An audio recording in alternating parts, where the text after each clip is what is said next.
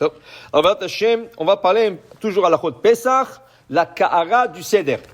C'est vrai que la Kahara, l'assiette sur laquelle on pose certains items qu'on va expliquer maintenant, elle a beaucoup d'importance. Et vous allez voir, de coutumes qui paraissent folkloriques, ils sont kabbalistiques. On va commencer à expliquer. La Kahara, il y a une assiette, une grande assiette. Okay? C'est pas important la taille. Okay? Maintenant, il y a des assiettes qui sont déjà prêtes, mais à l'époque, ils prenaient un grand plateau. Le plateau, un grand plateau. Et il y a une importance comment on place les items sur ce plateau. Qu'est-ce qu'il y a sur ce plateau? Il y a un morceau d'os qu'on appelle le zroa. Il y a un œuf. Il y a 2 fois la laitue romaine. Il y a la charosette. Il y a le céleri. Et on va expliquer comment le poser. On va expliquer comment on le pose. Okay? Les Ashkénazes, on va commencer par le côté Ashkénaze. Qu'est-ce qu'ils font? Tout va en cercle. Ça veut dire que tu places tous les 6 items qu'il y a sur le plateau, ils sont en cercle. Comment tu décides quoi mettre? Tout ce que tu vas utiliser en premier va être à droite. Plus bas, et tu fais le tour. Okay? Alors, qu'est-ce que tu utilises en premier? Tu utilises en premier le carpas, le céleri. Alors, il va être à droite, en haut. Okay? Après le céleri, qu'est-ce que tu utilises? La haroset, à côté de lui. Okay? Après le maror, en bas de lui. Alors, ils font le tour. Ça, c'est selon le gras, le Gaon Rabbi Eliyahu de Vilna. Les Ashkénazes, pourquoi? Parce qu'on n'a pas le droit de surpasser sur une mitzvah. Donc, il faut que la chose soit plus proche de moi pour que je puisse la faire. Alors, eux, ils placent les items en rang en fonction de l'ordre. Kadesh, Shurchatz, Karpas et Chatz, tout ce qui vient en premier, c'est en fonction de ça. Nous, on place le plateau selon l'ordre kabbalistique, qui veut dire quoi? Ça va aller comme 2 triangles. Alors, on va expliquer. Tu vas avoir, à droite, en haut, tu vas avoir là l'œuf. En parallèle, juste à côté à gauche, tu auras le zroa. Okay? Le morceau de viande avec un os rôti. Entre les deux, comme un triangle, entre les deux, il y a le maror. Ok? Entre les deux, il y a le maror. Maintenant, après le maror, à droite, en bas du maror, à droite, tu vas placer la charosette. En parallèle, de l'autre côté, tu vas placer le céleri. Entre les deux, comme un triangle, en bas, tu vas placer une autre portion du maror qu'on va appeler hazeret. Donc, j'ai comme 2 triangles. À gauche, à droite, à gauche, en bas, à droite, à gauche, en bas. Et par-dessus ou sous le plateau, il y aura 3 matzot. Combien des items ça fait? Ça fait 6 items sur le plateau, plus 3 matzot. Ça fait 9, plus le plateau lui-même qui compte, ça fait 10. Ceci fait appel aux 10 séphirot. Chagat Naïm, Ken, Chesed Bina Da'at, Chagat Naïm. Maintenant, vous allez comprendre.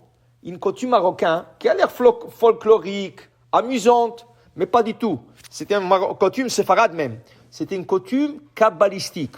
Quand on commence la Haggadah, qu'est-ce qu'on fait? On prend le plateau et on tourne en tour de convives.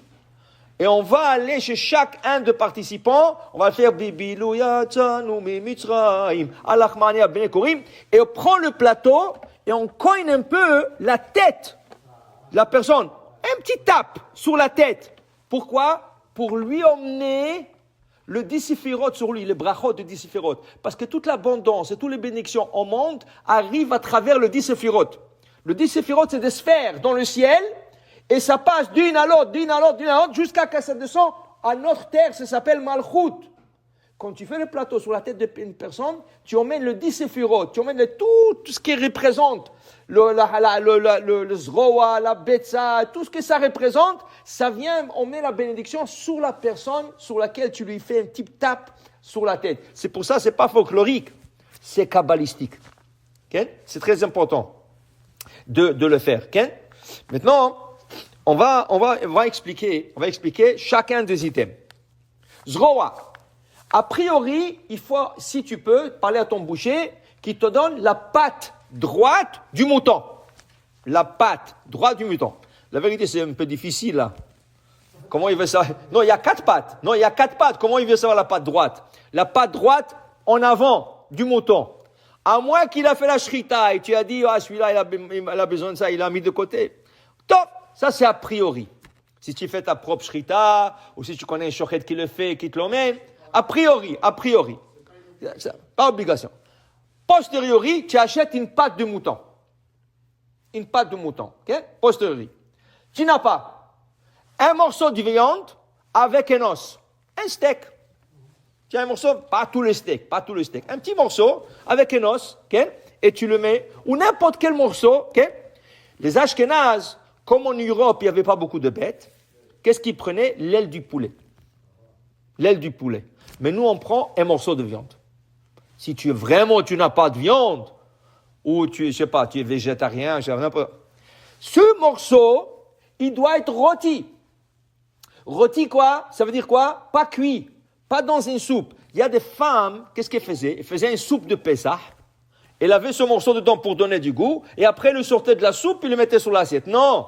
Ce morceau représente le sacrifice de Pessah. Et le sacrifice de Pessah était obligé d'être rôti, pas cuit. Donc, on doit le prendre sur un petit tôle en aluminium et on le met sans liquide, sans épices, sans rien du tout, au four. Si tu as un barbecue, encore mieux, mais au four. Quand ça va être un peu noir, ça commence à se noircir, ça commence à rôtir, tu le sors, tu le mets sur le plateau de Pessah. Ça, c'est à gauche, le zroa. En parallèle, l'œuf qui doit être normalement rôti. Pas cuit, pas un œuf bouilli, pas bouilli, rôti. Ça veut dire quoi? L'œuf aussi, je dois le prendre, je dois le mettre dans le four à rôtir. Pourquoi? Qu'est-ce qui représente l'œuf? L'œuf représente pour nous un autre sacrifice qu'on appelle Korban Chagiga. Avec le sacrifice de Pessah, ils mangeaient avant un autre sacrifice qui s'appelle Chagiga. Pourquoi? Pour se remplir un peu. Parce que le sacrifice de Pessah se mange à rassasier. C'est un dessert. Alors, Chachamim ne voulait pas alourdir sur le public et dire, tu mets 2 morceaux de viande pour représenter Korban Chagiga, le sacrifice Chagiga et le sacrifice l'agneau. Alors, il ne voulait pas alourdir. Prends un œuf. Qu'est-ce que tu aurais fait avec? Tu l'aurais rôti, mange. Ah, mais c'est pas obligatoire de rôtir le Chagiga, Korban Chagiga, c'est pas le Korban Pessah. Donc, tu peux aussi la bouillir. Tu peux bouillir l'œuf. Si tu veux pas rôtir, tu l'as fait bouillir normal, et tu le mets sur le plateau. Donc, entre les deux, on met le maror. Qu'est-ce que c'est maror pour Séfarad? La laitue romaine. La Gemara, quand elle donne 7 choix du maror, premier choix, la laitue romaine. Pourquoi? Il y a des herbes qui sont plus amères. Par exemple, dans le deuxième choix, tu as les endives. Okay? Et tu as le persil, et tu as des autres herbes. Pourquoi le maror? Pourquoi la laitue romaine? Dit la Gemara, parce que la laitue romaine, au début, elle est douce. Quand tu mâches la laitue romaine, au début, c'est doux. Plus que tu la mâches, tu l'avales pas. Plus que tu la mâches, ça devient de plus amer. Ainsi était l'esclavage en Égypte. Ça commençait par douceur, vous savez, c'est votre pays, vous êtes là, vous êtes des citoyens, on vous accueille, et de plus en plus, ils s'endurcissaient jusqu'à qu'il les a asservis. Le maror, c'est le premier choix. La laitue romaine, c'est le premier choix. Alors nous, on met pour le maror, on met la laitue romaine. Maintenant, celui qui n'arrive pas à tuer la laitue romaine, ou il ne peut pas la nettoyer, il pourra prendre les endives. Okay? Les endives, il pourra les prendre. Mais le problème avec les endives, il y a des endives qui poussent hydroponiquement. Hydroponique, ça veut dire il pousse sur l'eau. Il y a un grand marloquet. Qu'est-ce qu'on fait sur des tomates hydroponiques, sur des concombres hydroponiques, sur la laitue hydroponique? Ravadia Yosef dit shakol. Tu fais shakol, ça va pas pousser par terre. Comment je peux dire boré pri Adama? C'est pas Adama, c'est de l'eau. Rav Ben Zion Abba Shaul, il dit non, c'est Adama. Pourquoi Adama? Parce qu'il dit, si par exemple, tu prends la tomate hydroponique, okay, tu ne peux pas créer une tomate hydroponique à moins que tu aies un grain d'une tomate qui a poussé par terre. Parce que la tomate hydroponique, ça s'appelle, elle est stérile. Elle ne peut plus donner de tomate. Tu peux planter une tomate à partir d'un grain d'une tomate qui a poussé par terre. Donc, Rav Ben Zion Abba Shaul dit, la tomate hydroponique ou le concombre ou n'importe quoi hydroponique, c'est Adama. Une grande machloket. Pourquoi tu veux rentrer en ça? Et aussi, si c'est hydroponique, tu ne peux pas t'acquitter de la mitzvah du maror. Okay? Parce que le maror, dans la Haggadah, qu'est-ce qu'on dit? Baruch ata Hashem Elokeinu chalam boré peri à Adama. Okay? Alors, ne rentre pas dedans. Alors, les endives belges, la majorité sont hydroponiques. Et ça sort toujours dans la période de Pessah. Les endives belges, ils sortent sur le marché. Ok? Top. Alors, on a le maror, on a dit la laitue romaine. Maintenant, après la laitue romaine, à droite, en bas, un peu plus bas, charoset. Nous, le séfarade, qu'est-ce qu'on fait la charoset? La charoset représente quoi? La charoset représente la boue où il faisait le brick. Parole, il dit, je vous donne plus de briques. Vous allez ramasser de la paille, vous allez les mortiers, c'est ça, vous allez faire du mortier et vous allez fabriquer vos briques. Alors, qu'est-ce qu'on fait, nous? Nous, on va utiliser, qu'est-ce qu'il disait le roi Salomon dans Shir HaShirim? Il a comparé la nation d'Israël au pommier. Il a comparé la nation d'Israël, Egoz, Elginat Egoz, c'est des noix, Elginat Egoz, Yaradeti. Il a comparé à la pomme, que tapouah, be'atzeh ayar. Tout ce qu'il a comparé, le roi Salomon, dans le Shir HaShirim, on l'utilisera pour faire la haroset sfarad. Pomme, noix, date, amarti, ele betamar, ochaza besansinaf. Tamar, il parlait, le roi Salomon, il parlait de Tamar. Alors tout ce qu'il a parlé, le roi Salomon, on va l'utiliser pour faire la haroset. Maintenant, la haroset, elle est épaisse. Alors, il faut la liquéfier avec du vin doux. Rouge doux. On va expliquer. Après, de l'autre côté parallèle, nous avons le karpas, le céleri, qu'on va tremper dans l'eau salée. Selon la Kabbale, selon la Rizal, on ne met pas l'eau salée sur le plateau. L'eau salée se pose sur la table, pas dans le plateau comme les Ashkénazes. Les Ashkénazes comptent l'eau salée parmi les items du plateau. Nous, non. Ça n'a rien à voir avec le plateau. Il n'a aucun sphira. C'est d'or. C'est rien que pour tremper. C'est une sauce. C'est pas quelque chose c'est pas quelque chose qui fait partie de l'sphirote. Donc, d'or du plateau. Alors, on a le karpas et en bas, on a ce qu'on appelle chazeret, qui nous dit le Harizal, la chazeret, c'est la deuxième portion de la laitue romaine. Seulement, elle a deux noms. Elle a le nom de maror, elle a le nom de chazeret. Dans le Talmud, ça s'appelait chazeret. Dans le langage hébreu, ça s'appelle maror. Deux portions comme ça. Chaque portion représente quelque chose d'autre. Okay? Maintenant, quand on fait le seder, pendant tout le seder, on prélève des échantillons du plateau. On ne peut pas servir tout du plateau, il n'y a pas assez pour tout le monde. Bliainara, tu as 10 personnes à table, 5 personnes à table, 10 personnes à table, 15 personnes à table. Tu ne peux pas tout prélever du plateau. Alors tu prends un échantillon pour le balabait. Maror, tu prends un petit morceau de maror, tu balabait.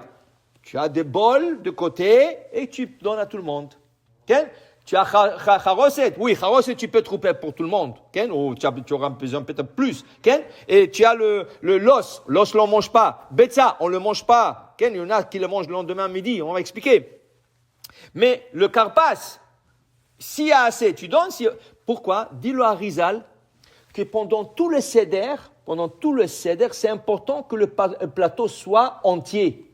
Ça veut dire qu'il y a toujours des items et tu ne vides pas une des assiettes. Il ne faut pas vider, c'est une beracha. Il ne faut pas vider.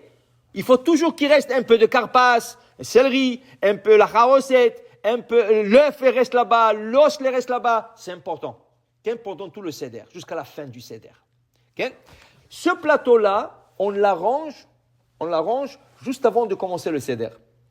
Alors, juste que tu es prêt à faire le kiddush, tu veux faire le kiddush, que la première étape, c'est kadesh ou chatz. Avant le kiddush, tu prends ce plateau, tu l'arranges, comme on a dit, en 2 triangles, et la matzot par-dessus. Maintenant, la Rizal dit que le matzot doit être en bas du plateau. Seulement, si tu mets le plateau qui est un peu lourd sur le matzot, tu vas les recasser. Il y a 3 matzot. Et tu ne peux pas casser le matzot. Nous, on doit casser la matzah médiane. Mais si tu vas mettre le plateau sur le matzot, tous les 3 vont se casser. Alors, qu'est-ce qu'il faut faire? Il faut faire un plateau à étagère. Alors, tu as des plateaux qui se vendent qui a comme il y a 3 étagères et le plateau, ça veut dire l'arrangement du plateau est en haut. Il y en a qui mettent le 3 matzot couvrir le plateau, qui couvrent le plateau. Top. Toutes les coutumes sont bonnes. Toutes les coutumes. Même pour vous dire, selon la Kabbale, c'est avec un étagère de 3 matzot qui vont en bas, une par-dessus l'autre. Okay? Cohen, Lévi, Israël. Maintenant, en rapide, quand Pessah tombe Shabbat, c'est important de préparer le plateau avant Shabbat. Qui veut dire, pas le plateau lui-même, les items.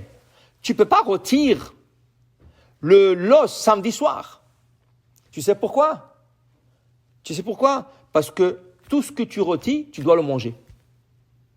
Alors, si tu as oublié de rôtir l'os avant Shabbat, tu vas rôtir l'os samedi soir. Quand on fait l'Havdalah, tu vas rôtir l'os, mais tu le mangeras à midi le lendemain, pour que ça soit rôti pour la fête.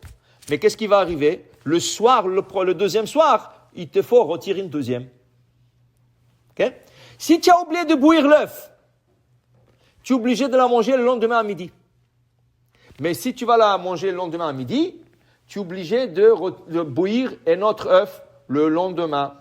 L'eau salée, on ne peut pas préparer tout le Shabbat. Pendant tout le Shabbat, toutes les fêtes, on ne peut pas préparer de l'eau salée. Ça a l'air comme un liquide à gargariser. Quand les gens ils ont mal de gorge, ils mettent de l'eau et sel. Quand les gens ils ont mal de dents, de l'eau et sel. Ça a l'air comme un médicament. Tu as préparé un médicament. C'est pas un médicament, mais ça a l'air. Alors, il y a un décret de ne pas préparer de l'eau salée. Comment il faut préparer, dit la Gemara? Un tiers. Ça veut dire que la quantité d'eau, je dois prendre le tiers de ça en sel. Ça, c'est correct encore. Ça, c'est correct. Si tu as oublié de préparer l'eau et sel, si tu prends une cuillère à thé, tu dois mettre au moins le triple quantité d'eau pour la préparer pendant Yom Tov. Maintenant, qu'est-ce qui reste? La charoset. Tu n'as pas liquéfié la charoset, elle est épaisse. On ne peut pas tromper Qu'est-ce que tu fais? Tu ajoutes du vin. Mais il faut ajouter beaucoup de vin pour que ça soit un peu liquide. Parce que si tu ajoutes des petits morceaux de portions de vin, ça va être toujours épais et ça s'appelle lâche. Lâche, c'est comme pétrissage. Comme si tu préparais une pâte. Et on n'a pas le droit de préparer une pâte. Je vous donne un exemple. Tu prends le thon. Shabbat, normal. Shabbat, le thon. Et tu veux ajouter de la mayonnaise. Il faut ajouter beaucoup de mayonnaise. Parce que si tu ajoutes rien que des petites quantités de mayonnaise, au début, ça devient pâteux. Et pâteux, c'est lâche. C'est comme faire une pâte. Okay? Ainsi, pour n'importe quoi que tu veux mélanger, par exemple, le céréales de bébé, tu n'ajoutes pas un peu d'eau, tu ajoutes beaucoup d'eau pour que ça soit liquide depuis le départ. Okay? Ça, c'est melechet lâche. Alors, si tu dois liquéfier ta charoset, ajoute un peu plus de vin pour que ça soit liquide depuis le départ. Okay? Alors, ça c'est le chose. Et le matzot, tu peux préparer pendant la fête. Il n'y a aucun problème dans les 3 compartiments. Baruch Adonai Le'olam. Amen ve Amen.